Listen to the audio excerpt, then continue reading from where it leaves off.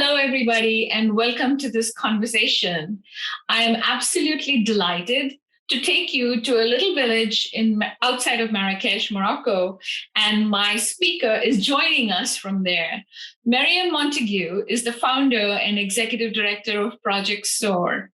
Welcome, Maryam. How are you? Thank you so much, Veena. I'm delighted to be here with Together Women Rise. Thank you. Well, I guess we should start with you placing us in the geography of Marrakesh, Morocco. Tell us more about all of that.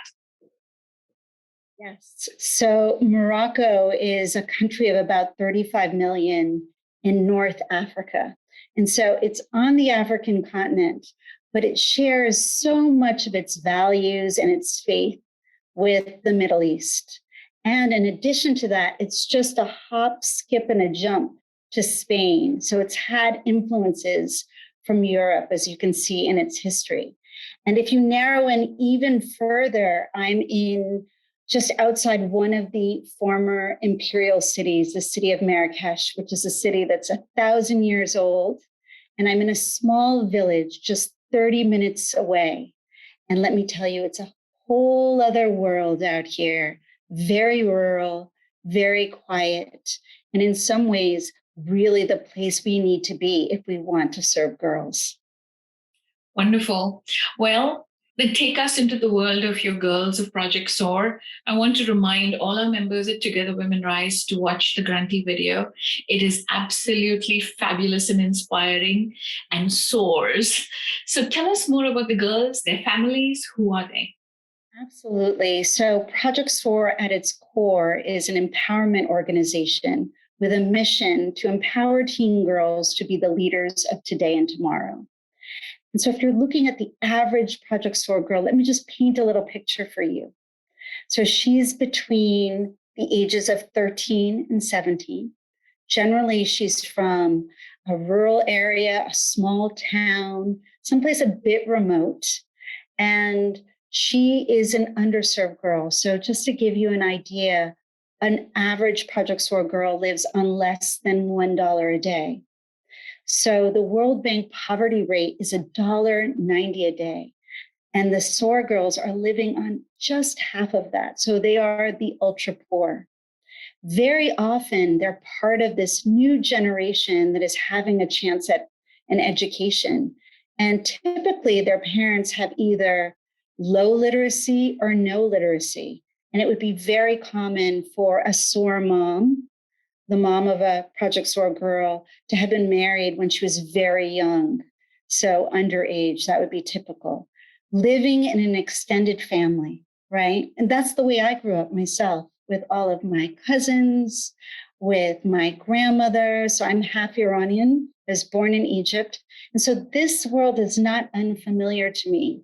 And that is the lens through which we see the SOAR girls. So we work with this particular group of girls to build up their capacity, their confidence, their understanding of themselves in this very delicate period, which is adolescence. And I think, for some of us, it's been a little while, right, since we were teenagers, but you can remember that's a tricky time. So much is changing.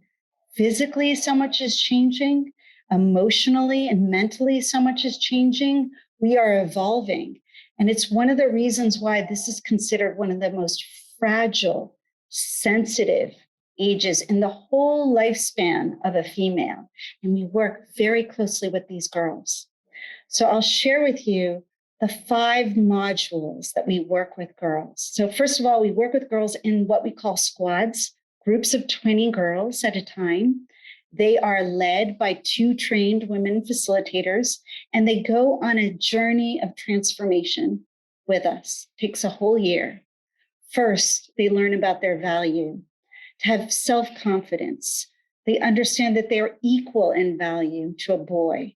Now, this is sometimes tricky in a culture where it would be very typical for a Project SOAR girl, for example, to make her brother's bed, to wash her brother's dishes, to fetch him a glass of water, right? So understanding and starting off with the intrinsic value that every girl has. So once the girl's feeling more confident, we move into the second module, which is voice. Here, we're giving girls the skills that they need so they can feel confident to speak up, whether that's raising their hand in class or whether it's negotiating with their families to please let them stay in school. Please, now's not the time for marriage.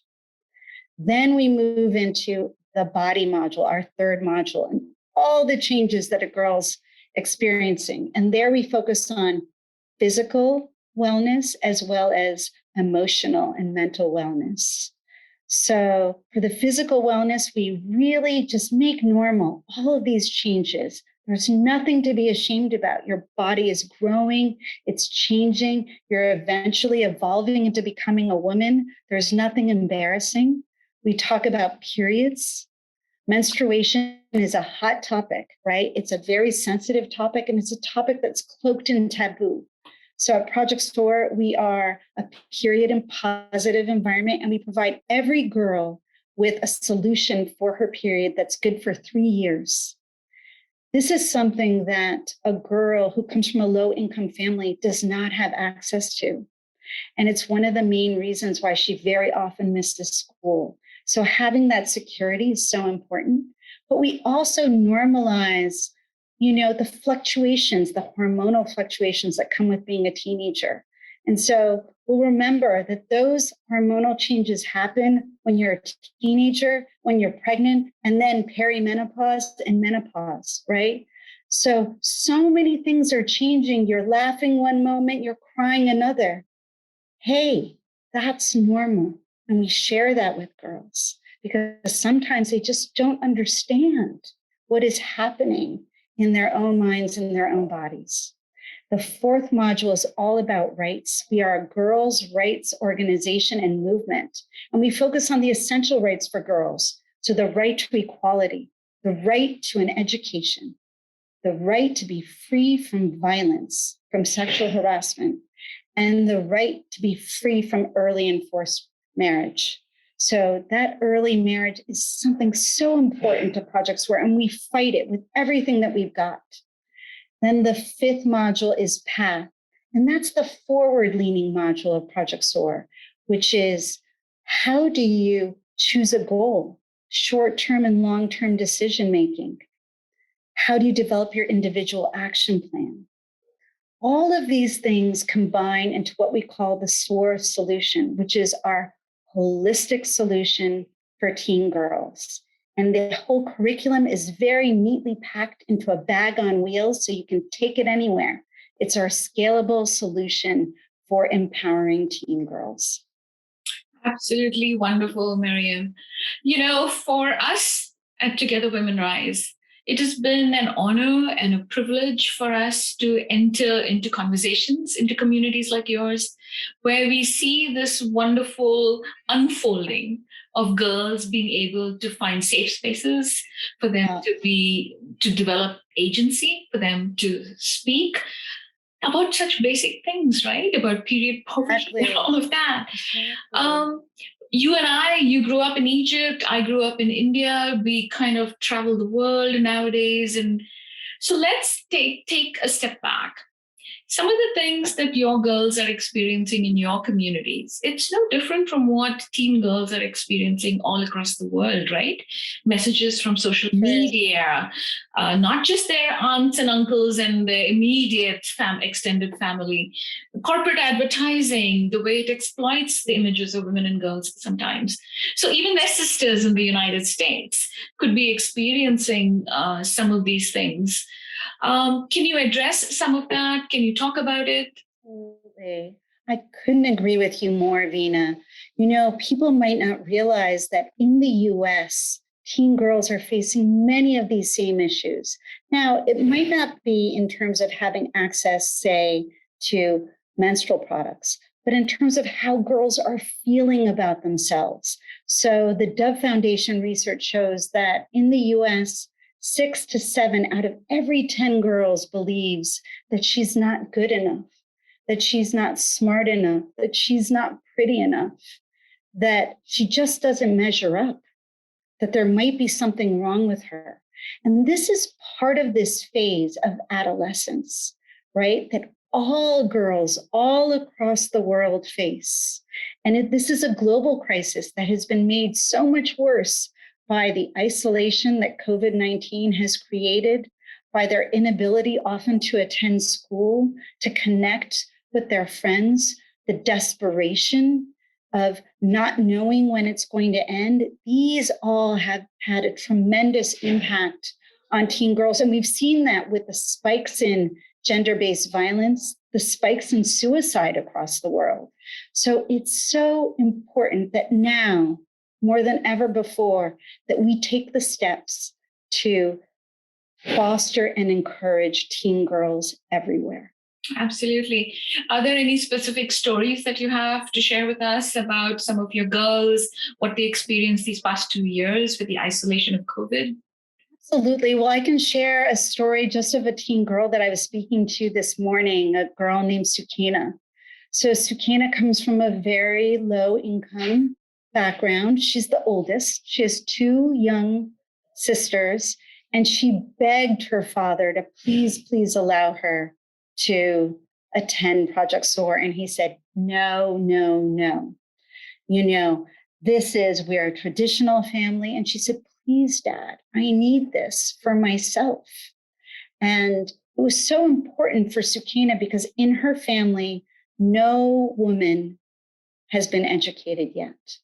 And no woman, except for her auntie, has ever worked. Her auntie is a cleaning lady in a lab. So Sukina is the first. And she's like so many other Project Soar girls. She's the first. She's the one that we invest in. And that's an investment in 40 years, 50 years of a productive future. So Sukina is just a very typical girl who is fighting for herself, fighting to stay in school, fighting to avoid child marriage, and to fulfill the dreams that she, like so many teen girls the world over, have. Yeah. So, Maryam, would you agree with me that sometimes, because you've seen this in projects, again and again across time, that when girls speak up and they speak up with that sense of authority and they speak up with the sense of clear vision of where they want to go and knowing how to get there kind of thing, Yes. then their parents are often very impressed and they kind of overnight say, yeah, we're going to support you. Do you see that happening? Definitely. In fact, I hear that so often from the SOAR moms where they say, I thought my job as a mom was to teach my daughter, and now she teaches me. Yeah. And that's one thing that's very important for us, which is to preserve the family, respectful discussions, respectful negotiations. Everyone rises together, right? When the girl rises, her whole family rises, and they are proud of her. Thank you. That is the principle of Together Women Rise. Yeah. Yes. Well, moving on to some of the calls to action that you have on your website, some of the advocacy work that you are doing, do share. Yes, absolutely. Right now, we have 2 big campaigns. We're lucky to be the UN's partner here in Morocco for menstrual rights. You never realize, if you've grown up and you've never really thought about menstrual products, right? All of us as women, we've gone through that time where we've needed them, we've had them, we've been able to take care of ourselves. But so many girls suffer from period poverty. And we think that period products should not be a luxury. So for just $12, you can set a girl up for 3 years. So we offer a menstrual solution for the SOAR girls, but we would like this to be a given for all teen girls. No girl should have to worry about how to take care of her menstruation. So we are fighting with the UN for menstrual rights for teen girls. And right now we're we did a large scale awareness program last year, which was breaking the taboos and the myths and the secrecy around menstruation. And this year we are launching a new program with the UN, which launches just at the end of this month on Menstrual Hygiene Day, which is creating a government working group around this issue. So not just being in the talking, but being in the doing. How do we get there so girls can have what they need? Then the second campaign that we're working on is closing all the legal loopholes to child marriage. So in Morocco, 1 in 6 girls is married as a child. And those are just the official rates. In fact, the rates are much, much higher. And you know that when a girl gets married as a child, her education stops. She's often in an arranged marriage with someone she doesn't know and feels very scared, very frightened. And she goes immediately into this role of becoming a mother when she's just a child herself. And that's a big problem because I'm not sure that viewers are aware that complications through pregnancy and childbirth are the leading cause of death among adolescent girls. It's so important that we let girls be children. And then when the time is right, they can get married if they choose. And when the time is right, they can become mothers. But so we are fighting for changes in the family code. We're leading a coalition of organizations. Girls are literally marching to the parliament. They have drafted amendments to the family code. And it is our aspiration and intention that we will close those legal loopholes and make sure that no girl has to face this terrible shortening of her childhood and this shortening of her potential of the woman that she could become. Absolutely. This is so impressive. Our members can go to your website and sign on some of these things on these petitions. Absolutely. Okay. We would love your support. Just 10 seconds, you can sign the bigger petition. So our movement is called Building the Girls' Rights Movement, which is taking on all of the rights of teen girls. And right now we're working on menstrual rights and we're working on the child marriage issue. So we do have a petition. We would love for every single member. You know, we're so happy to have Together Women Rise supporting Project Soar at this critical time. And this is one additional concrete action that you can do yourself and share. Share with the other members, share with your friends, share with your family, speak to your daughter, speak to your granddaughter. This is an issue that concerns all of us. Absolutely.